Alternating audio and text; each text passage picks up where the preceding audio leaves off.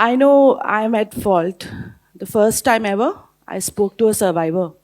I picked up my phone. This was a survivor of sextortion. The first thing he said, "Ma'am, I know I'm at fault. I need help." We tried to help. I spoke to the second survivor. The same sentence. Spoke to the third, the fourth, the fifth. I'm at fault. I know I'm at fault, but I need help. The repeated, their shame and their embarrassment was so palpable. And every time this repeated phrase just compelled me, just made me think about, are we talking about sextortion enough in the country? In a country where shame, embarrassment in the society, you get it like this. I wanted to tell all the people I was speaking to, the survivors, no, you were not at fault. I couldn't at that time, they had too much to share with me. This stage today, and I was thinking, what do I say in a TED talk? What is it that I can say so that I impress the audience? And then I realized I don't have to. It's not a topic. It's not an issue that we all need to get impressed with. It's a topic that we all need to talk about and break the silence about it.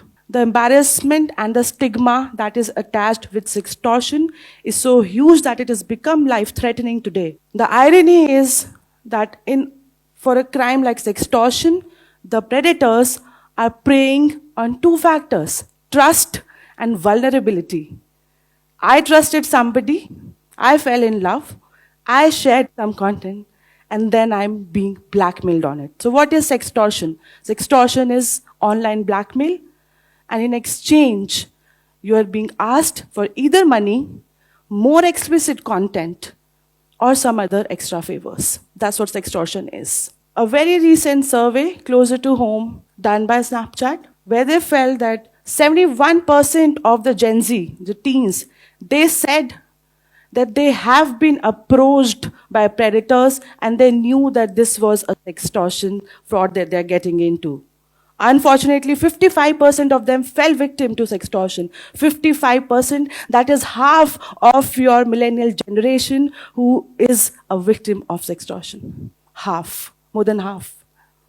And that is why we all need to, in this room, be talking about it, break that silence, get away from the embarrassment and the stigma that it comes with. What exactly is happening in sextortion? We might feel that it's happening in the dark rooms, it's happening through the dark web, but no, it's happening in plain sight. Right there, maybe people sitting next to you. It's happening in absolutely plain sight and we are not able to control it. The scale has become industrial today. The volume, the number of cases registered by the government are not the right numbers, and I can tell you because every day on my mobile phone, I get at least 5 calls where people are trying to have this conversation, gathering this courage to talk to me and tell me that this has happened with me, what do I do? And they again repeat the phrase, I know I'm at fault. The reality of sextortion is that with the coming in of AI, I mean, technology absolutely got us a mess, but it is also technology which can get us out of the mess. We were looking at job scams, we were looking at dating online, we were looking at deepfake profiles. In job scams, students, the young professionals who are being reached out to by the predators and telling them and having a job interview, that's how the modus operandi is, that I want to interview for a background check. During the background check, the conversations move from just professional conversations to other mediums of social media, and then there was explicit content shared between the one who was looking for a job and the one who was offering. In dating sites, many young professionals, and largely the ones I've been working with, trying to help them, are men. Many young professionals who were lonely in the spaces they were in tried to have that conversation with somebody they found online without even realizing that the person they were talking to wasn't even real. These are fake profiles, bot profiles, deep fake profiles. So while we were only now struggling with the crimes that humans were creating and troubling us with, AI came in. You're not even required in that situation. So my picture, my video would be created and I would be blackmailed even if I wasn't in that situation. That video wasn't my real self. And I will still be blackmailed. And why will I pay up? This is why I will pay up. They told me that I'll be recorded. And this is an old case when a doctor was reached out to by a young girl asking for help for her ailing mother. The doctor went out, helped the ailing mother. The girl had a conversation with the doctor. They got into a relationship. The doctor and the girl, while they were sharing an intimate moment, two people barge into their room, start clicking the pictures of the doctor, create a video of the doctor. He did reach out to the police, he did report. Not much help was provided. The doctor committed suicide. So we cannot really say that only the foolish ones are getting victimized by cybercrime or are just the victims of sextortion. And this is why you pay. These are so petty conversations that the predators are having. They groom you in a way that you are not even able to realize at that point, what are we really getting into?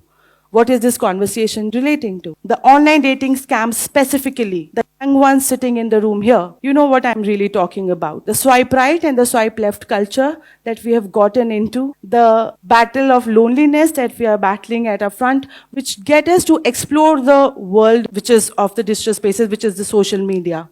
And it is not a bad world out there. But the only thing that put us in trouble today. And while I was speaking with the survivors, I was doing some key informant interviews with the media personals. I completed one of the surveys in India, that was sextortion in India, where I spoke to people, I spoke to young users, many of them were survivors. Around half of the victims of sextortion, they did not report the incident. They did not seek help.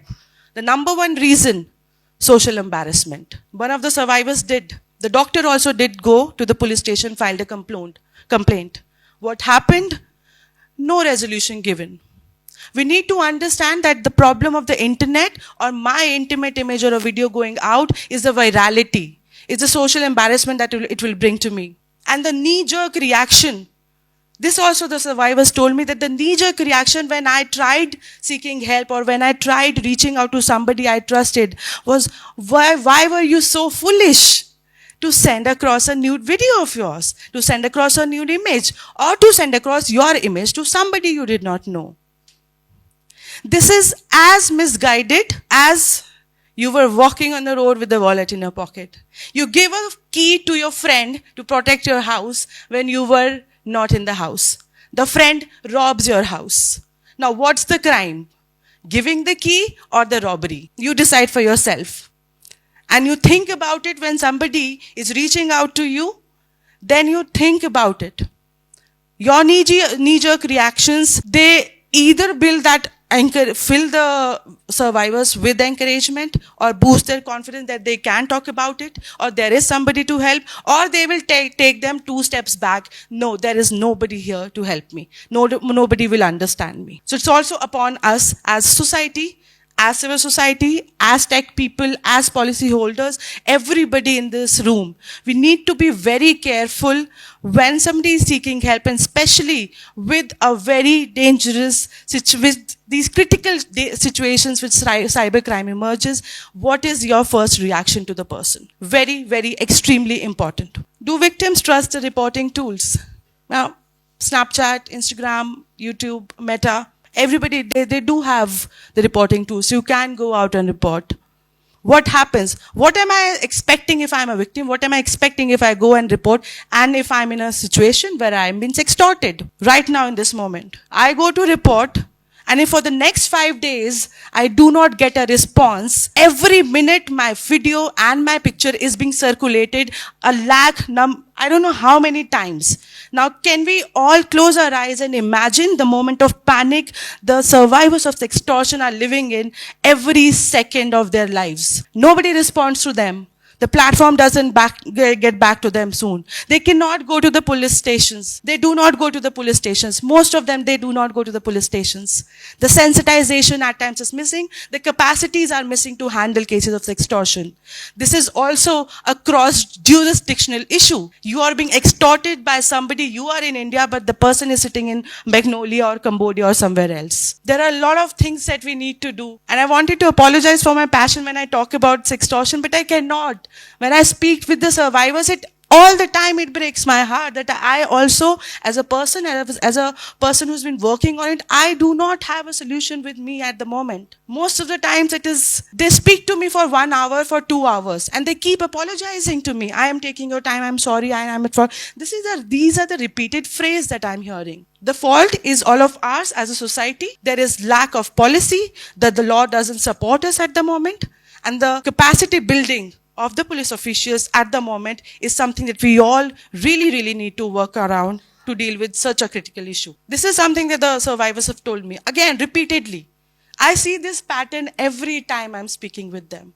I did report, but I did not get a response. These are the challenges that I've already spoken about. I started with my talk talking about breaking the silence, break that stigma, get away from embarrassment. Easier said than done. And why should all of you in the room believe me? Why should all of you be listening to me? Why should you be believing me? Because I know in a moment of abuse and sexual abuse, when a survivor talks, I exactly know how it feels. And I exactly know the situation when there is nobody here to help you in that situation. I understand the panic.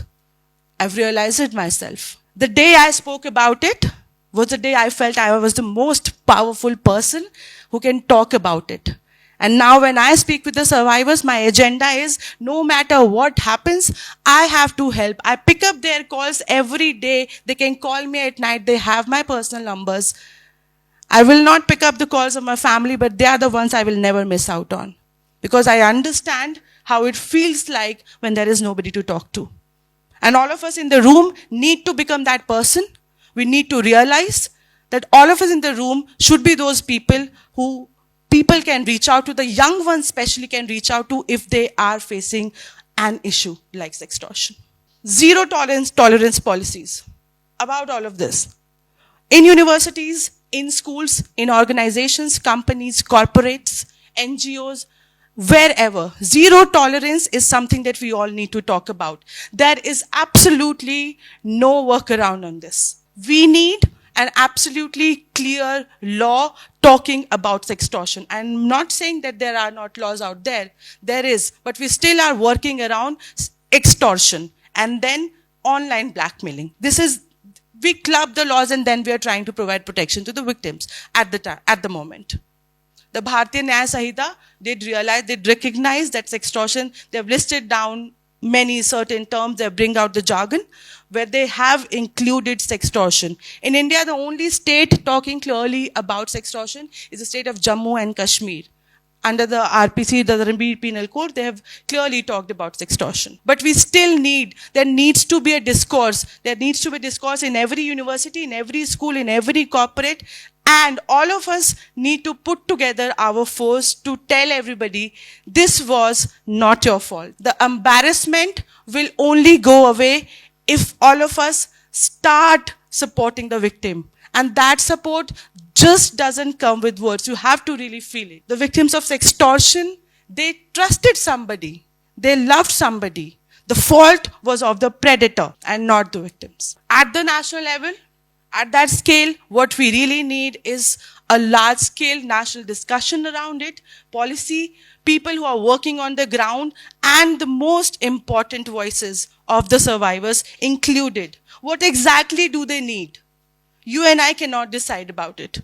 They need to be in the room. And then you will build a robust policy framework, and then you bring in the law. This is a little bit of work that we did in Suraksha AI, where we are trying to put together a lot of verified information and data, which was at the time missing, because some of the survivors, they also told me that when they tried, some of the friends directed them to certain links and resources to report, which were again fraudulent sites. And hence verified information is something that we all need to have. The change in the narrative from I know I'm at fault to I am not at fault is what we all have to work together on. In tech spaces, we need to use, with the coming in of artificial intelligence, the crimes like deep fakes, sextortion, they are turbocharged. You were already dealing with the volume which we were even at national level, we were not able to handle. And now there are these turbocharged systems. the scale is massive. The first time ever Indian media talked about sextortion very recently was 2024, when they realized that a large group of young men from Karnataka were taken to Cambodia, were being put in cyber slavery rooms. Now you can all imagine, these were cyber slavery rooms where these young men were put, and they were made to execute and call up 1,500 people every day. Businessmen, these profiles that people had, that the predators had taken out the data. They were calling 1,500 people every day and trying to sextort them. And these young men themselves were victims of trafficking. The crime is multi-layered, it is cross-jurisdictional, and that's the reason we all need to think about it, talk about it again and again. But my only request, if 0.5% of my passion is delivered today, the next time you see anybody coming to you for help, next time you see anybody in distress or dealing with, especially in cybercrime cases, any sort of these cases, make sure the support you are providing to them, or make sure the first sentence that you're telling them is absolutely very, very careful. Because that is something that will decide their journey from being victims to the survivors.